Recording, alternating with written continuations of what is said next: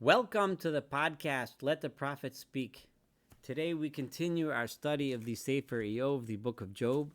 We are about to study chapter 16 today.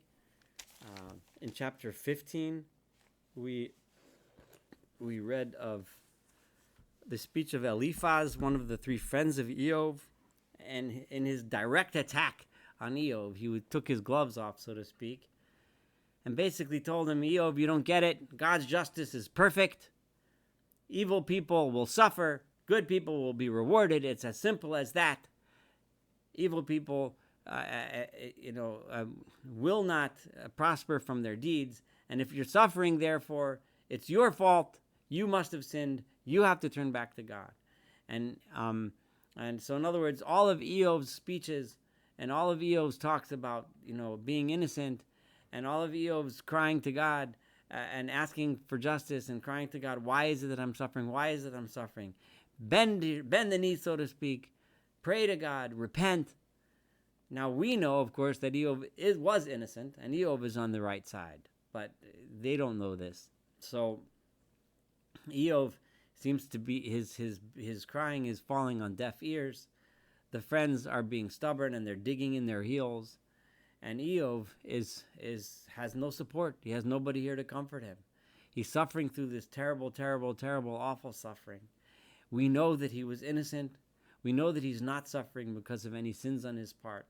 We know that if he had sins on his part, he definitely would have admitted them and he would have repented for them. But here he is suffering, wondering, what is the purpose? What is the point? And Eov is arguing, in this real world that we live in, the fact of the matter is that no matter how many times you insist otherwise, the fact is that many times people that are innocent do suffer. People that are guilty do prosper. And that's just the way it is. And we don't know why. We don't understand why. And Eov says, if that's the case, why am I here? Why am I living through the suffering? For what? For what purpose? So here, Vayan, Eov, Vayan. But now after all of this insistence from his friends, who clearly won't, even after all the talks, Eov responded to Eliphaz, he responded to Zophar, he responded to Bildad, he responded to all of them, and they still didn't listen. Now Eov is just exasperated. Vayan Eov Vayomar, and Eov answered and he said as follows. He replied as follows: Shamati che'ele rabos, I have heard enough of these things. Right? I have heard this so many times. All of this insistence, the simplistic insistence, the arrogant insistence that everything is exactly as it should be. Menachame omol kolchem. You guys, you're my comforters. What kind of comforters are you? You're the kind of comforters that bring just pain, that bring just suffering. Haketz ledivrei ruach.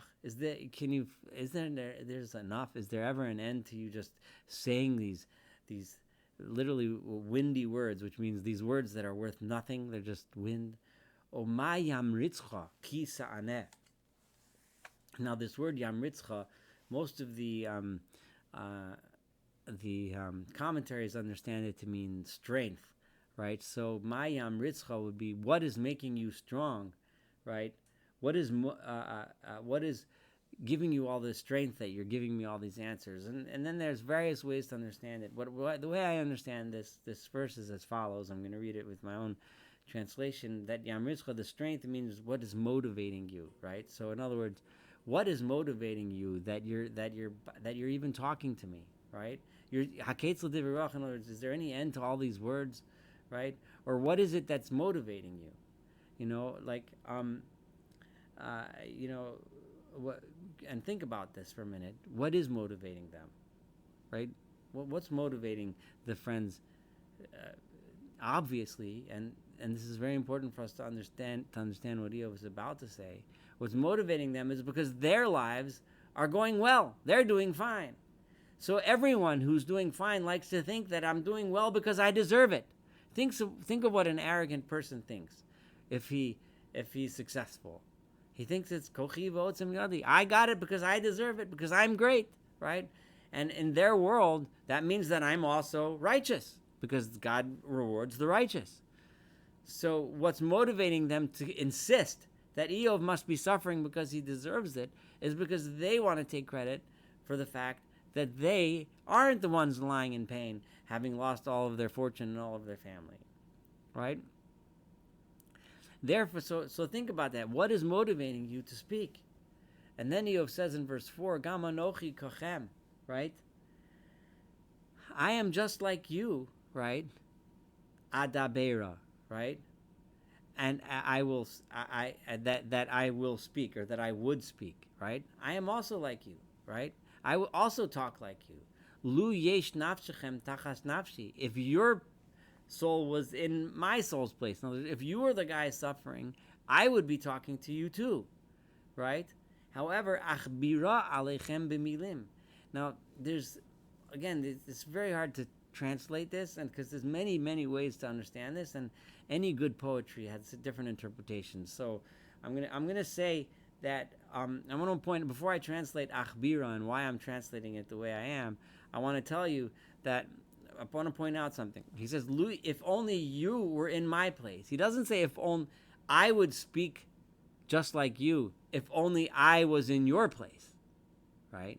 If Eov had said that, we would expect the next thing to be, right? If I was in your place, I would speak like you. But that's not what he said. He said, I would speak just like you are speaking, right? I would also speak if you were in my place, right? In other words, if I came across, in other words, me having learned and known what I've learned now through all this suffering, if I were now to meet someone else, right, like you, lying in pain, achbira. Now, I think that achbira here is from the language of chaver, and I know this might not go over well with language experts, but I'm going to say it anyway. Achbira alechem b'milim. I would bring us together, right? Bring friendship between us with my words. In other words, not like you. V'aniya alechem b'moroshi. And I would wave my head and shake my head above you, right? So far, I know you may not buy my translation yet, but listen to the next verse, right? Im amitzchem b'mofi. I would give you strength with the words of my mouth. V'nid sifosai yachsoch. And the movement of my lips would bring you a pleasure, or actually yachsoch would bring you a respite, a relief. So the verse 5 tells us what he meant to say in verse 4, right? This is what I believe. If you don't translate the verse 4 the way I just translated it, then when you hit verse 5, it seems like he's reversing, right? It seems like he's saying in verse 4, I'd be like you and speaking terrible, right? But then how do you flow into 5? So the way I understand it is that he's saying, no, if I was in your position, yes, I would speak just like you, but I would speak nicely. I would bring about friendship, right? I would give you strength. I'm not a like he said in the first thing, a menachame omol, a person that gives comfort. Instead of giving comfort, I give pain. So then he says, and now if I was the one speaking, if I go and I continue to speak like I am, the more I talk, and this is him lamenting the fact that I can talk, I can speak truth, I can talk about what I learned, but it doesn't take my pain away. I'm still lying here in pain. And if I would hold back my speech, right, what would come from me? So now, mamini yahaloch could be translated as, what would I have lost? In other words, what would have went from me? I would have lost nothing, right, if I don't speak. I want to explain this verse a little bit differently. I want to say what he means is here, right? Remember, I just translated 4 and 5 and saying that if you were in my position and I had learned all that I have learned, I would give you comfort because I would know that's what you need. That's the appropriate thing to say, right? But if I speak, I'm still in pain. Right? I'm still in pain. And if I would not speak, right? Right? What would I have achieved? What would have come from me? Nothing good would have come. Therefore, I speak because that's the only thing I can do now. So what I'm speaking to you, I want you to learn from me. Because if I don't, my speaking to you doesn't take my pain away, right? But at least I can talk. At least I can teach. Af atah heloni. But it's once he. But this is I'm about to read verse 7. But so basically he's saying now he's turning away from his friends. I'm trying to speak to you and you're not listening to me. So now ata heloni. Now he, meaning this he was the capital H, right? He's looking towards God now. He turns to God. The friends are useless to him, right? So so Helani, you've made me exhausted, or he has made me exhausted. Hashimosa, and now he's directing it even directly at God. You have destroyed Kol Adasi, all of my friends. He just turned away from his friends. He looked to God and he said, God, you took my friends away. I don't have anything anymore, right? Vatikmiteni le'ed haya. Now, it's extremely difficult to translate. And vatikmiteni means, and you have like crunched me up into wrinkles, or shriveled me up, right? So, how this means le'ed haya, there's again various ways that it's understood. The way I'm going to go with here is as follows, right? You have crumbled me up into just a witness of what once was, right? In other words, when you see someone who was once very large and now they're small, there's a lot of wrinkles, right? So by wrinkling me up, atikmiteni, you've made me a witness into what I once was, right? People look at me and say, oh, Eov, remember, he was the rich guy, he had everything, and look at him now. So that's what it means, vatikmiteni le'ed haya, to a witness as to what once was.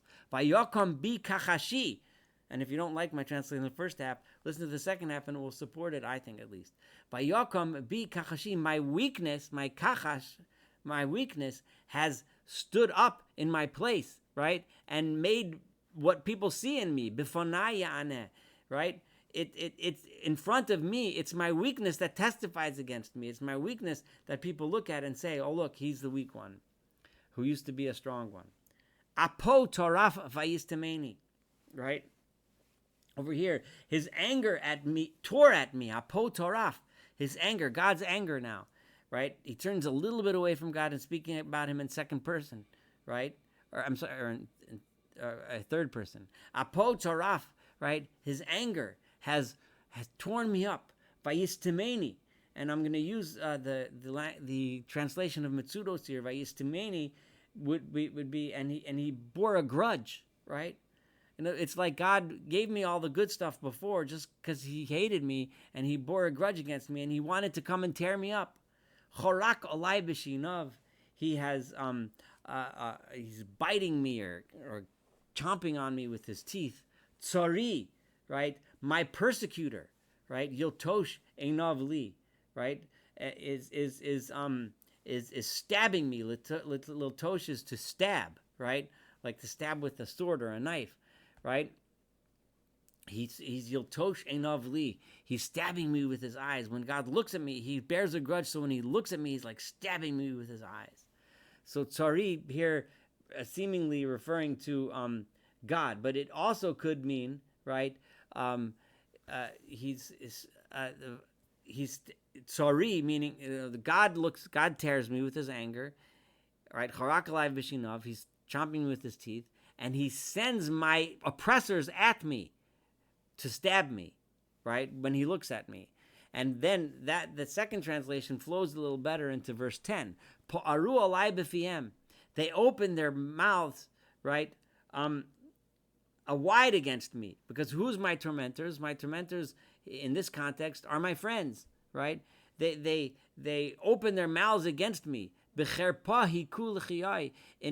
shame, they strike me with in my cheeks, right? They shame me by their words and what they speak. Yachad olayit malaon. Against me, they all gather themselves and gang up on me. Yaskireni el avil, right? God has bound me and handed me to a person who is an avil, a person who does avel, a person who does iniquity, an evil person. He tied me to an evil person. And it is through evil people that he has pushed me.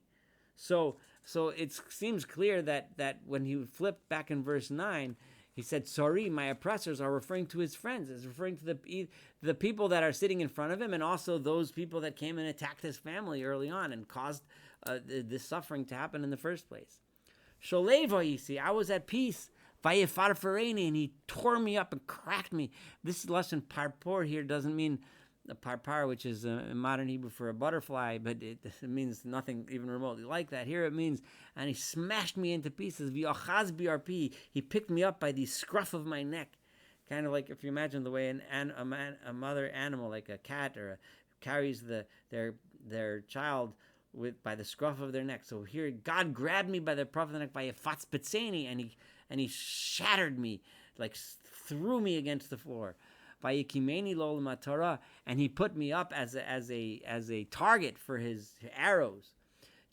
I'm at verse 13. Yasobo alai rabav, all of his archers surrounded me to aim their arrows at me. Yifalach kilyosai, and with those arrows he pierced my kidneys. V'lo yachmol, he had no mercy on me. Yishpoch la'aretz merei rasi, he poured the bile that pours out of my gallbladder, poured it onto the ground through the arrows that he shot through me. Yifritzeni feretz al pnei paretz, he broke me up, one break after another break. Yorutz alai ki gibor, he chased me down like a warrior, like a gibar. It could mean a hero. In this context, it means a powerful warrior. A sak tofarti olai gildi, I put sackcloth and tied it over the scab that had grown over my wounds. Violalti ve'afarkarni, and my keren, meaning that which I held high, I had to some understand it as my glory, my honor, or my self-respect, right? I had to bury in the dirt. Ponai chomar moru mini bechi, my face became reddened with so much crying. V'alafapaitz almaves, and on my eyelids, all I have is the shadow of death, or talmaves, or the darkness of death. Al lo chamas b'kabai. All of this happened when there was nothing, no chamas.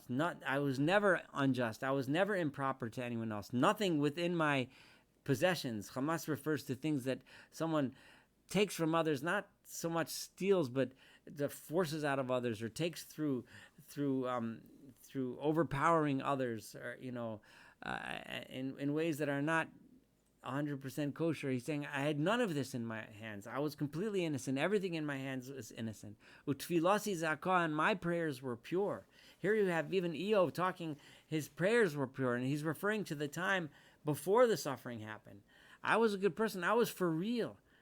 My prayers were real. My prayers reflected what was truly in my heart and my soul. I did not deserve this. Eretz, and then he begs, it's just heart-rending. Eretz al techasid dami, he looks to the land, he says, don't cover my blood. Don't bury me. Don't bury me away so that no one sees me.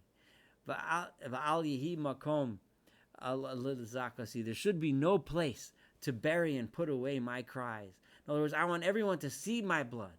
Everyone see and hear my cries, right? Don't bury me away so that no one sees or no one knows and I'm not remembered. Everyone should know that I was innocent and I am suffering. And even now, in the heavens is my witness. God himself knows that I'm innocent. My sahad, right? This means my testimony. Those that testify, the ones that testify for me, my testimony, he who can give that testimony is lofty in the heavens. Militzai re'oi, right? My melitzim, the people that I hang with, my fellows, my partners, re'oi, my friends, el Eloha dolfa'eni, right? Before God, in other words, he looks to his friends and says, my friends, my eyes cry before God. And this is ironic in a sense, because they think that he's not praying to God. And Eov is saying, I am. My eyes are crying out before God. I'm praying, but my prayer is pure. It's real. And in the truth, I know that the suffering, it's not for a reason. Eov is aligning himself with all of people and all beings in history that have suffered for no reason, for no obvious reason, for no reason at all. They just are no reason that we know or can identify in our human abilities of reasoning. Innocent people that suffered throughout the ages, these words resonate with them. I know when I stand before God that God knows that I'm innocent. V'yochach. This is not a uh, like he's being accused of being blasphemous against God. This is the opposite. He's approaching God and asking why. V'yochach legever im Eloah, right? Let him, my witness upstairs, let him advocate between me and God. You know, the imaginary advocate upstairs. Uven adam l'reu. Let him, in other words, truth itself, advocate between man and other man. Kishnos misparia esayu. Because countable years, just a few years are going to pass. V'orach lo ashuv eloch. And I'm going to go on the path from which no one returns. I only have a little time left. So let me at least teach this. Remember, he emphasized how he just, at least let me teach you. At least let me talk. At least that would be something that comes from me. This concludes chapter 16. Thank you so much for studying chapter 16 with me, even though I know this is kind of heart-rending and difficult, but this is what we need to study and learn and absorb. So thank you again. Have a wonderful day. Looking forward to studying chapter 17 together and the rest of this book. Take care. Thank you.